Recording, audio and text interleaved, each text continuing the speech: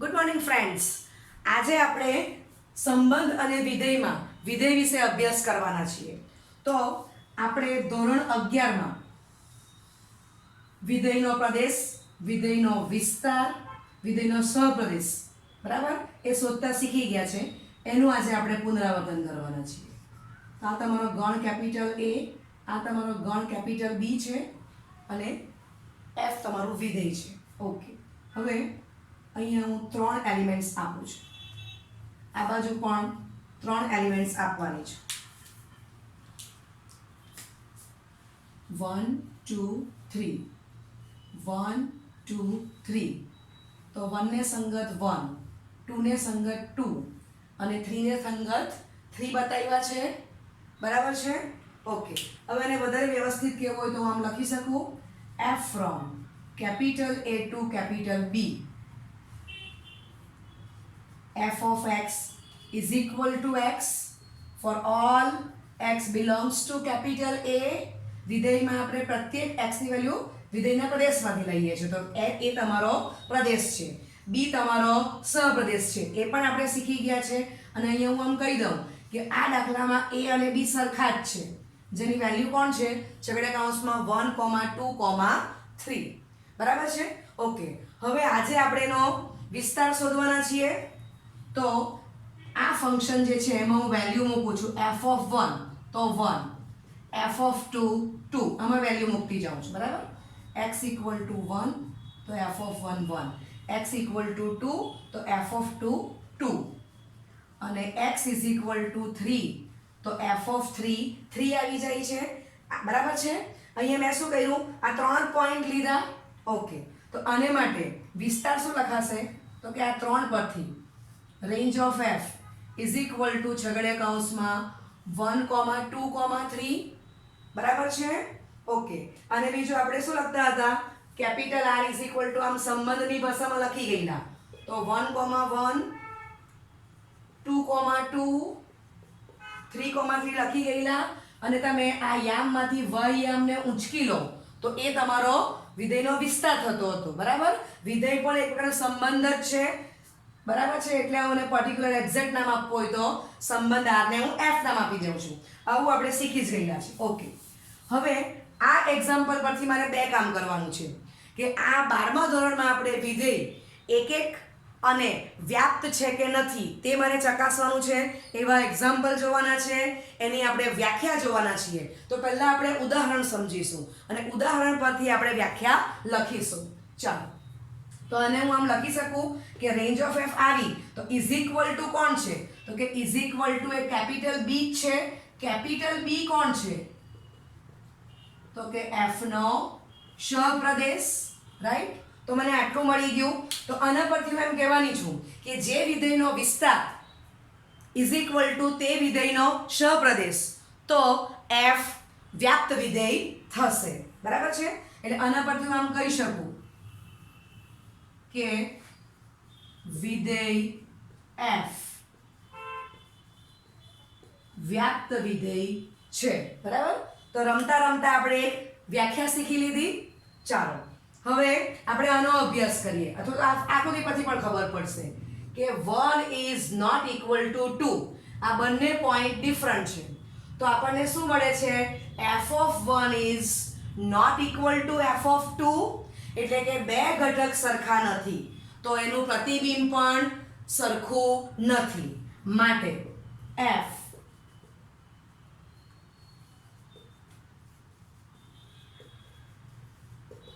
એક વિધેય છે. બરાબર છે? ઓકે, અથવા આને મારે બીજી રીતે લખવું છે તો આપણે 11મા ધોરણમાં ગાણિતિક તર્કમાં શીખી ગયા છે કે p ઇમ્પ્લાય q નું સમાનાર્થી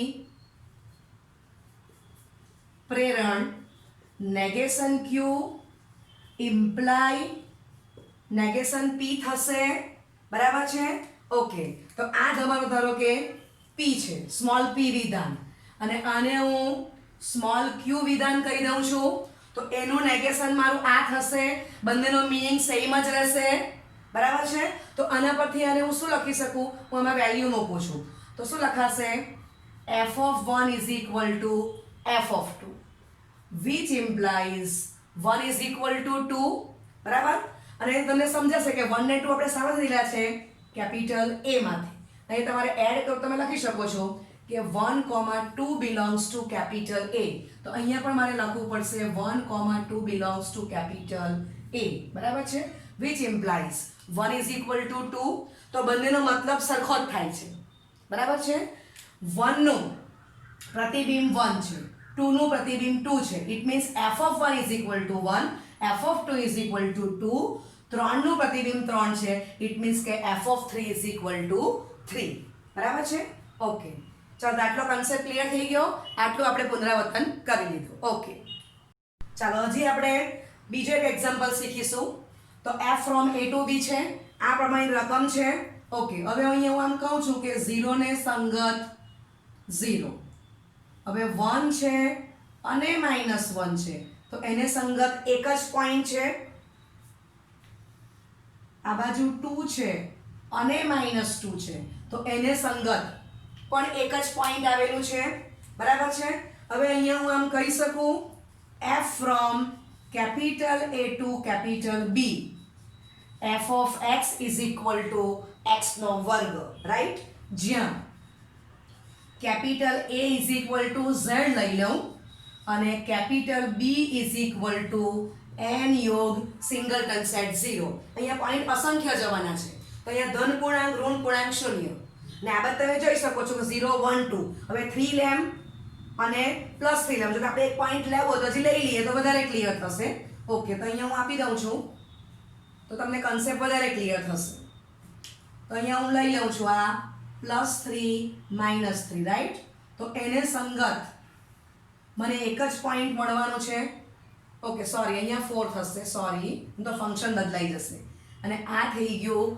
9 ક્લિયર ઓકે ચાલો હવે આના પરથી હું વિસ્તાર શોધી કાઢું ચાલો તો આપણને ખબર જ છે for all x belongs to z આપણે આટલા પોઈન્ટ બતાવેલા જ છે તો f of 0 લેમ તો 0 નો વર્ગ 0 f of 1 લઈશ તો 1 નો વર્ગ 1 f of -1 લઈશ તો -1 નો વર્ગ 1 થવાનો છે f of 2 તો 2 નો વર્ગ 4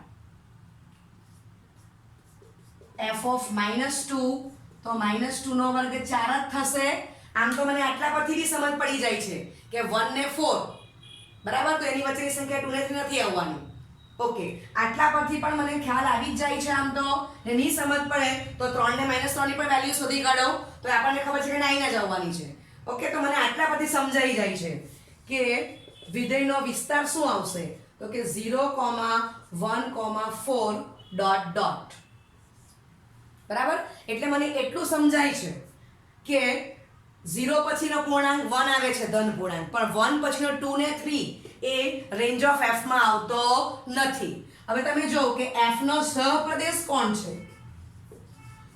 f નો સહપ્રદેશ તો એ તમારો capital B is equal to n યોગ સિંગલટન સેટ 0 છે ક્લિયર તો આપણને સ્પષ્ટ ખબર પડે કે range of f is not equal to capital B right માટે f વ્યાપ્ત વિધેય નથી બરાબર અથવા આપણે બીજું કઈ રીતે સમજી શકશું તો આને હું આમ લખી શકું આના જ પરથી કે સ્પષ્ટ છે કે રેન્જ ઓફ f પરથી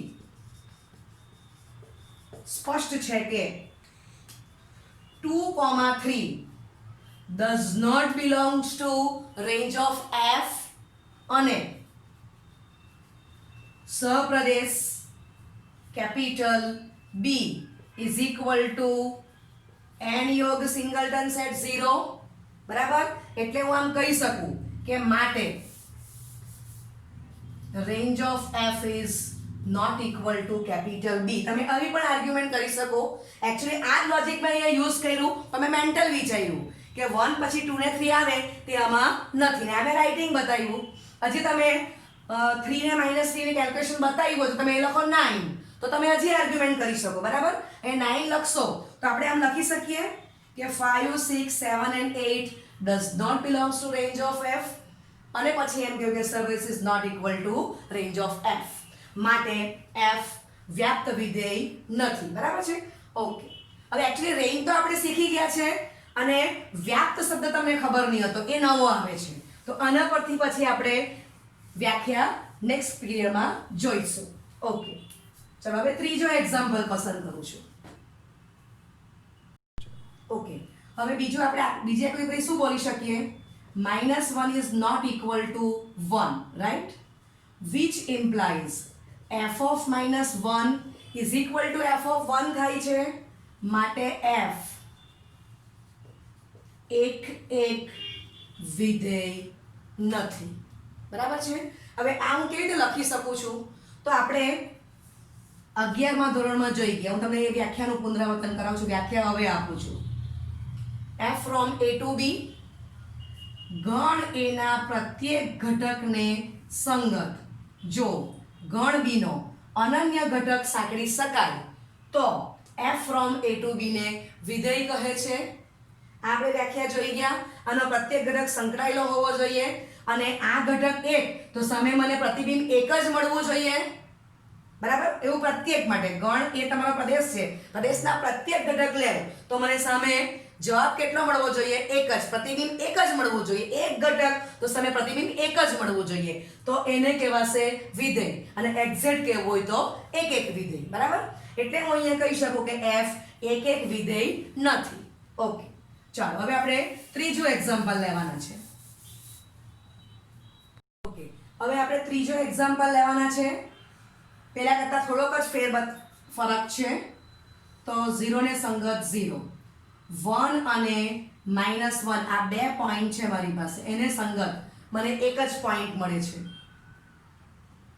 અને આ બાજુ -2 અને 2 ને સંગત પણ મને એક જ પોઈન્ટ મળે છે બરાબર આમ અનંત જવાનું છે આગલા દાખલામાં શું આવેલું વિધેય f of x no x નો વર્ગ હતો એટલે પ્લસ ઓર માઈનસ 2 નો વર્ગ 4 આવી ગયો બરાબર હવે અહીંયા હું ફંક્શન આ રીતે લખવાની છું થોડોક જ ફરક બતાવું છું f of x is equal to હું માનાંકમાં x લખી દેવાની એટલે અહીંયા મને પ્લસ ને માઈનસ ની નહીં લખી સોય મને જવાબ ખબર પડી જશે બરાબર છે એ વિસ્તાર શું આવવાનો છે ઓકે અને કેપિટલ A તો શું આવશે તો કે z અને b કોણ છે n યોગ સિંગલટન સેટ 0 આ સેમ આગલા દાખલા પ્રમાણે જ છે ફંક્શન મેં ખાલી બદલી કાઢ્યું એટલે આ જવાબ તમારે બદલાઈ ગયો આ બે પોઈન્ટ મારા સરખા જ રહી છે પણ આ બદલાઈ ગયું ફંક્શન બદલાયું એટલે ચાલો તો આપણે રેન્જ શોધશું તો આપણને ખબર જ છે કે f of x is equal to માનાંકમાં x for all x belongs to capital A means capital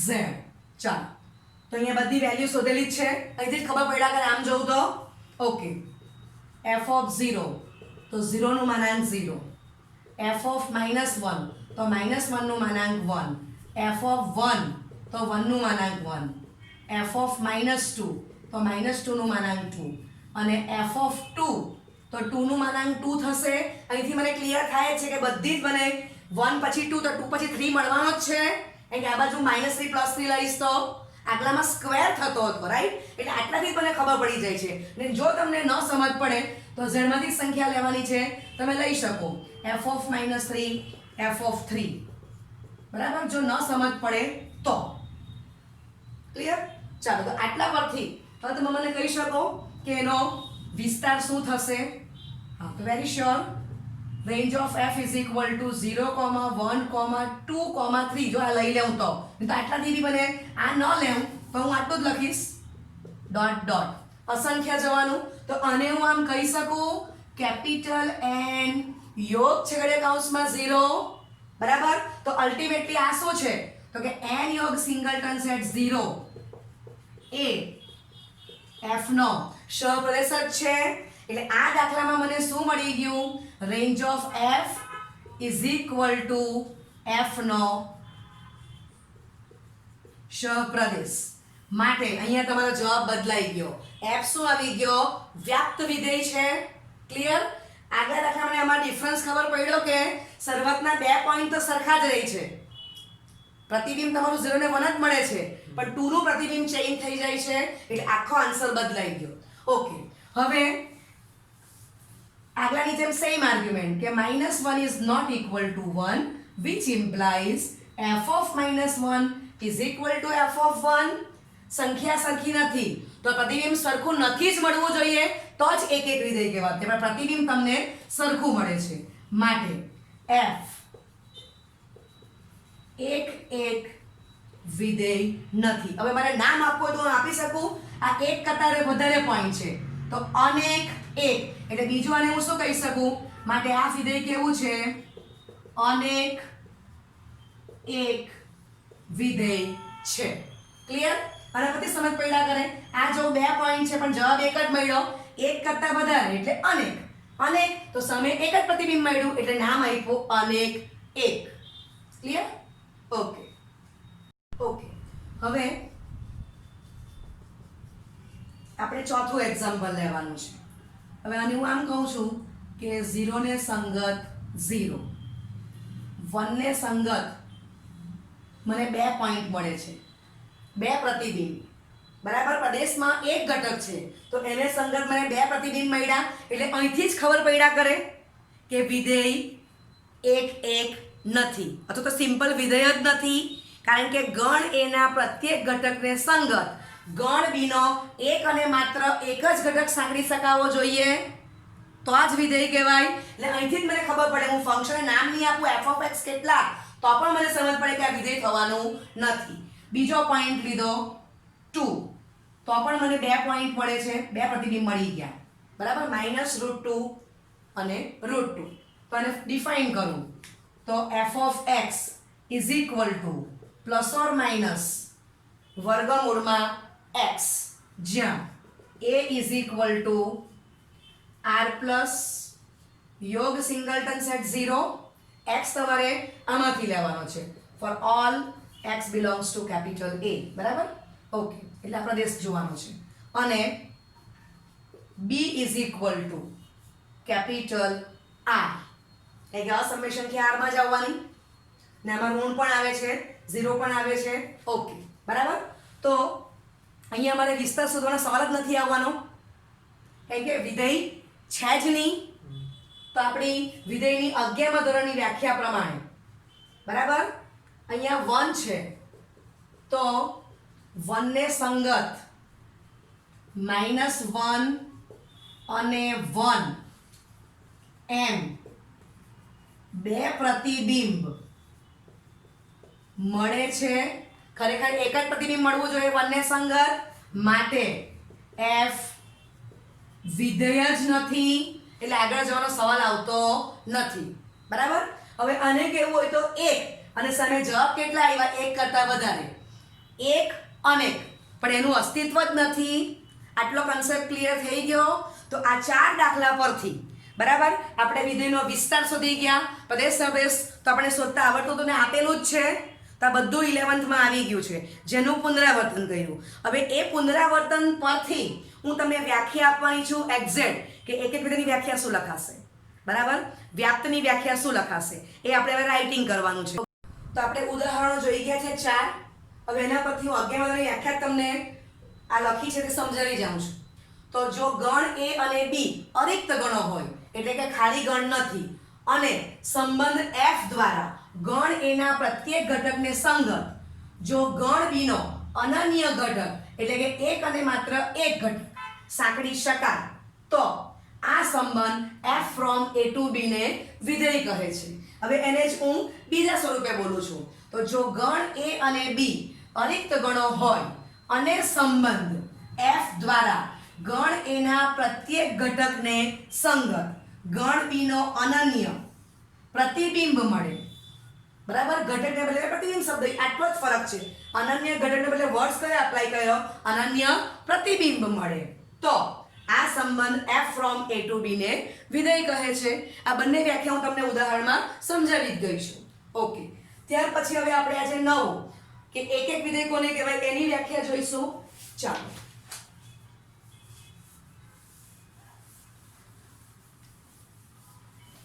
તો પહેલા જ એક્ઝામ્પલમાં લખી ગયા આપણે કે 1 is not equal to 2 which implies f of 1 is not equal to f of 2. બરાબર? ઓકે. તો એના એ માઇન્ડમાં રાખીને હું વ્યાખ્યા બનાવવાની છું.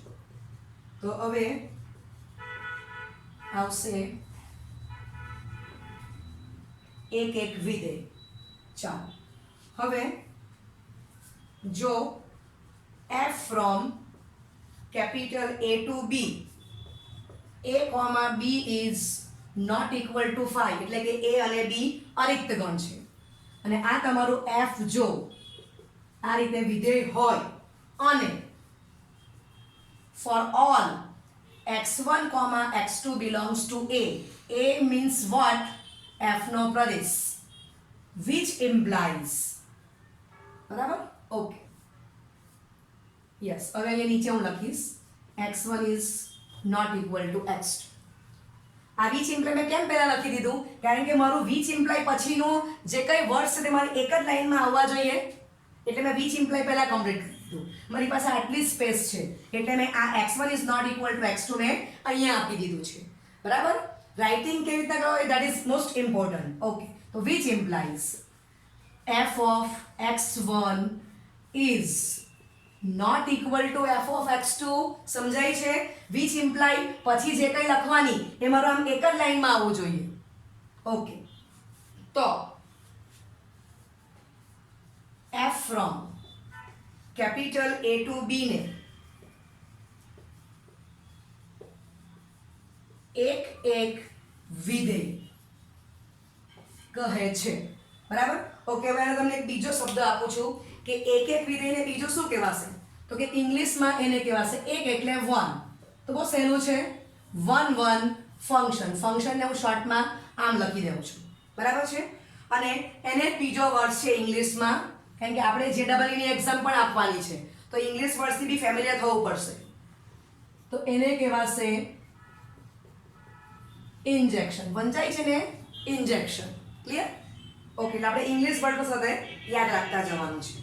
ચાલો હવે હું તમને દાખલામાં સમજાવી ગઈ કે આ જે છે એને જો હું સ્મોલ p કહી દઉં અને આને જો હું સ્મોલ q કહી દઉં બરાબર તો p ઇમ્પ્લાય q આપણે સમજી જ ગયા છે પહેલા દાખલામાં. નો સમાનાર્થી પ્રેરણ negation q imply negation p થશે. મીનિંગ બદલાવાનો નથી બરાબર. તો આ જ જે છે એની હું બીજી વ્યાખ્યા આપું છું તો આ તમારું સેમ જ હશે પહેલું વાક્ય આ હું બદલી કરવાની છું.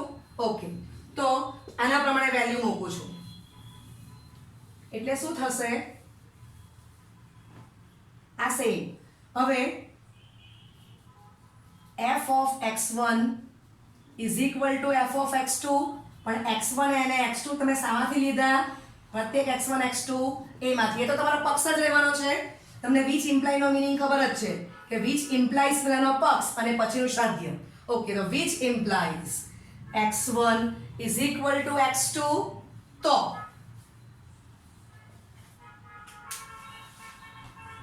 f from A to B ને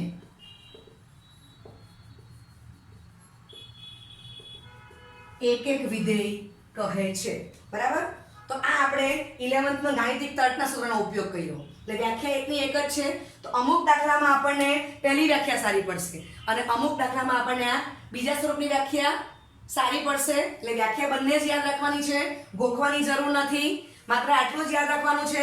આ પણ તમને ઠીક આપી દઉં p ઇમ્પ્લાય q તો p નું નેગેશન લખી દો q નું નેગેશન લખી દો. હવે એરો આમ છે એટલે એનો મતલબ શું થયો p પક્ષ છે ને q સાધ્ય છે. હવે એનું ઊંધું કરી નાખો તો આ તમે પક્ષ લઈ લો અને આ તમે સાધ્ય એટલે એરો આમ આપી દો. બધાનું નેગેશન લઈ લીધું તો વ્યવસ્થિત શું વંચાશે negation q imply negation p એટલે આનું સમાનાર્થી પ્રેરણ આ છે. મીનિંગ બદલાતો નથી. Clear okay thank you.